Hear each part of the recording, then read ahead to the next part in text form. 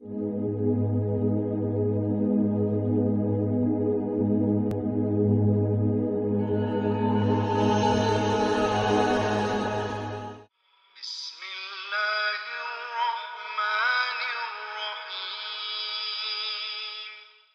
Jumatan,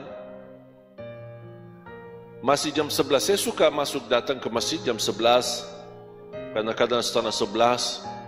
Lebih ramai duduk di belakang daripada di depan. Padahal di depan kosong. Sambil main handphone, ada yang tidur. Aku heran. Padahal pahala orang yang datang Jumat. Hadis sahih diriwayatkan Imam Abi Daud dan Imam Ahmad dalam musnadnya. Luar biasa pahala bagi orang-orang yang datang lebih awal hari Jumat. Dia dekat dengan mimbar, mendengar khutbah. Bahkan dia jalan kaki dari rumahnya ke masjid.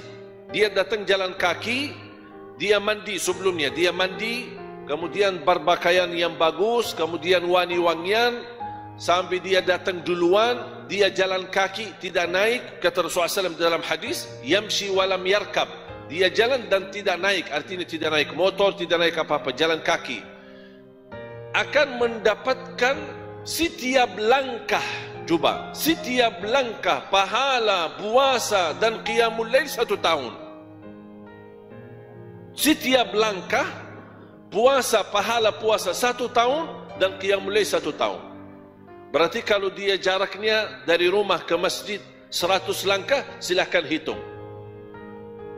Kalau 1 langkah saja dihitung, 1 tahun puasa, 1 tahun qiyamul lail. Itu hanya bagi orang yang datang duluan, lebih awal. Subhanallah, luar biasa. Mendekat mimbar, mendengar khutbah, tidak berbicara sampai khutbah selesai. Jadi banyak kesempatan, banyak peluang dari agama, kita bisa mendapatkan pahala yang begitu dahsyat walaupun amalannya sederhana, sedikit. Bapa di saf pertama sudah bertahun-tahun menjaga, dia cinta saf pertama. Jangankan saf pertama saja dia cinta, dia tidak pernah terlewat takbiratul ihram sama imam. Sebagaimana di hadis yang diriwayatkan Imam Tirmizi, man shalla 40 yawman la tafutu takbiratul ihram kutibat lahu bara'atan. Barang siapa yang salat 40 hari tidak terlepas takbiratul ihram, tidak tertinggal. Imam Allahu Akbar, dia sudah standby Allahu Akbar. Selama berapa hari? 40 hari. Berarti 200 kali salat. Apa yang dia dapat? Dapat kebebasan dari neraka dan dari kemunafikan. Dan hal ini orang munafik tidak bisa. Makanya saya suruh mendorong jamaah, kalau mau tahu dirinya mukmin atau munafik, kira-kira gimana posisinya salat, khususnya takbiratul ihram. Suka dijaga atau tidak apa-apa sering masbuk? Beda. Yang sering masbuk beda sama orang yang datang lebih awal. Tak mungkin sama di sisi Allah. Wallahi beda. Allah maha adil. Semua masuk surga insya Allah kita bersama-sama, itu karena karunia dan rahmat dari Allah. Tapi di dalam surga, tingkatan dalam surga itu masing-masing tergantung amal. Masuk surga tingkatannya ada yang di bawah, ada yang di tengah, ada yang di atas, paling atas bersama Nabi, bersama para sahabat, bersama waliullah, orang salih. Tidak mungkin sama, itu tergantung amalannya. Sejauh mana yang tahajud, sunnah qabliyah ba'diyah, salat duha, puasa Senin Kamis, menjaga bacaan Al-Quran, tak mungkin sama orang yang malas. Walaupun sama-sama masuk surga, kalau Allah berikan karunia dua-duanya masuk surga, tapi ada yang masuk surga tapi mampir dulu. Mau enggak mampir dulu? Mampir kemana? Ya neraka. La haula wala quwwata illa billah. Jadi bapa itu menjaga saf pertama, tidak pernah melepas. Bertahun-tahun terdengar sampai ke kuping dia. Subhanallah, bapa itu luar biasa. Kami kenal sudah lama. Dia masih bertahan. kuat. Saf pertama selalu, tidak pernah telat. Kalau dia tidak ada di saf pertama, pasti dia lagi sakit atau keluar kota. Dia mendengar di kupingnya, merasa tidak enak.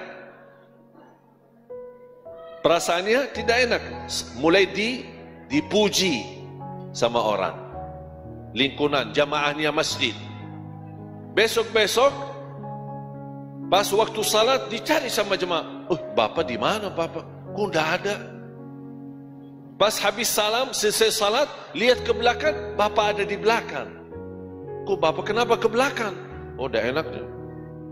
Perasaannya tidak enak. Selama ini saya jaga lillahi ta'ala, malah orang-orang puji saya. Akhirnya saya mundur ke belakang. Itu riya.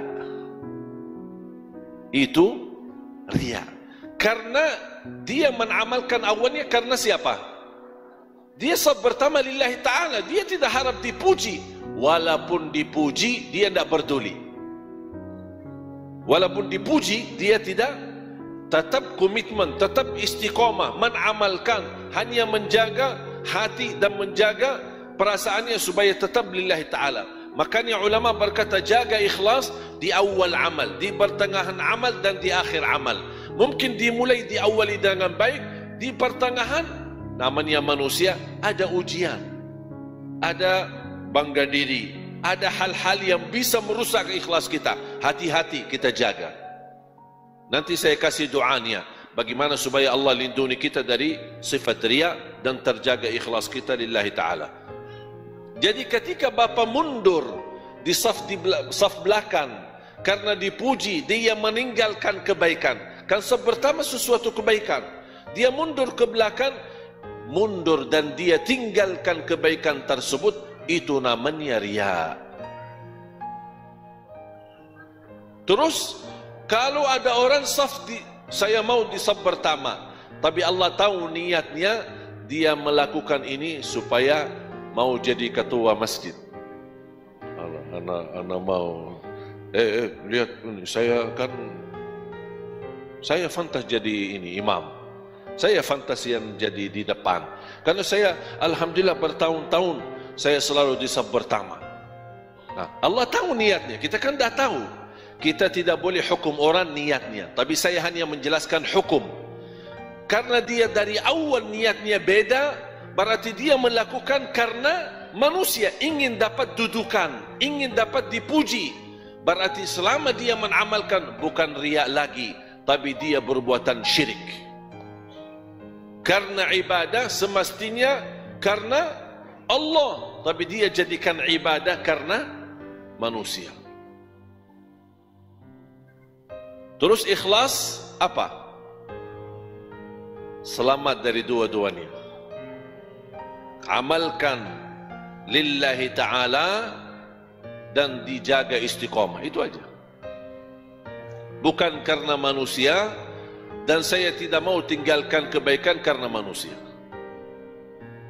Kalau bahasa sederhana, orang yang ikhlas sama saja di hatinya. Dipuji, tidak dipuji, disukai, disenangi, tidak disenangi, tidak dihina, dicaci maki, sama aja. Kalau dia dipuji,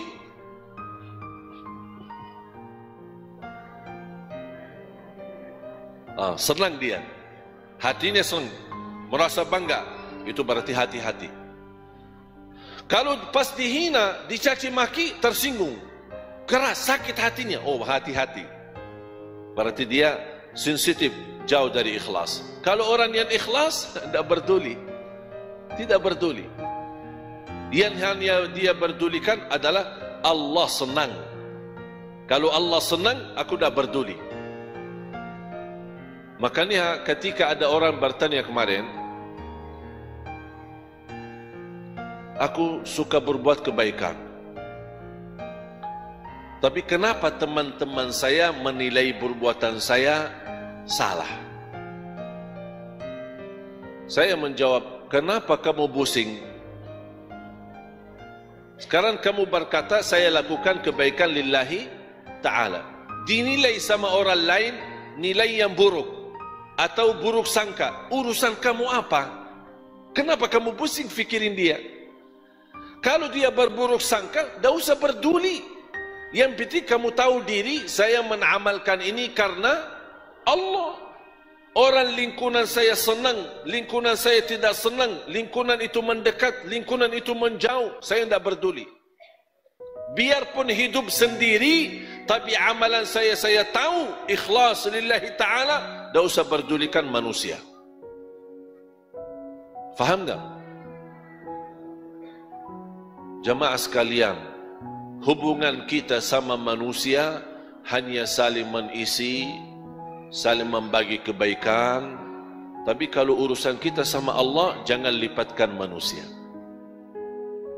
Kalau ada sesuatu kita sama Allah, jangan mencari ridha manusia.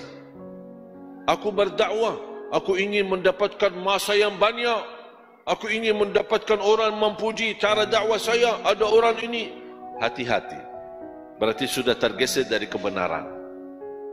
Jangankan dia jatuh riya, bisa dia jatuh ke dalam syirik. Na'udzubillah min zalik. Ada satu doa di hadis yang sahih yang dibacakan oleh Nabi Muhammad sallallahu alaihi wasallam. Dan menurut saya itu doa memohon perlindungan dari riya. Memohon perlindungan dari riya. Allahumma inni a'udzu bika an usyrika bika syai'an wa ana a'lam wa astaghfiruka lima la a'lam. Allahumma, coba sama-sama. Allahumma inni a'udzu bika an usyrika bika syai'an wa ana a'lam wa astaghfiruka lima la a'lam.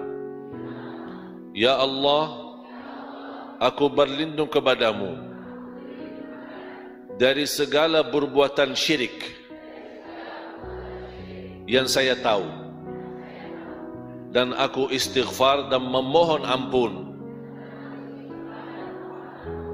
dari perbuatan yang saya tidak tahu. Yang dimaksud apa? Berlindung kepada Allah dari perbuatan yang bisa menjatuhkan saya dengan sengaja kepada syirik,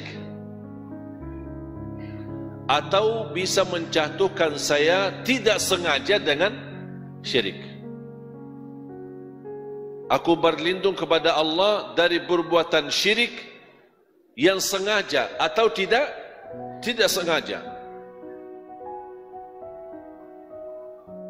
Apalagi hal-hal yang tidak sengaja.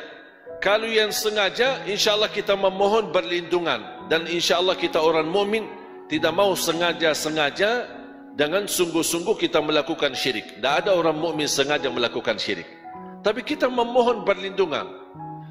Tapi yang sering terjadi adalah sering kita jatuh dalam syirik, jatuh dalam riya, tapi kita tidak tahu, tidak sadar itu riya, kita tidak sadar itu syirik. Makanya kita memohon istighfar, wa astaghfiruka lima la a'lam, memohon perlindungan Allah Subhanahu wa taala dari perbuatan yang salah, atau salah niat, atau salah berbuat. Allahumma inni a'udzu bika an usyrika bika syai'an wa ana a'lam wa astaghfiruka lima la a'lam. Bisa sebenarnya cari di Google doa perlindungan dari syirik. InsyaAllah keluar hadisnya, riwayatnya, mudah-mudahan bermanfaat. Doa ya muqallibal qulub, tsabbit qalbi ala dinik, yang membola-balik hati, tetapkan hatiku atas agamamu.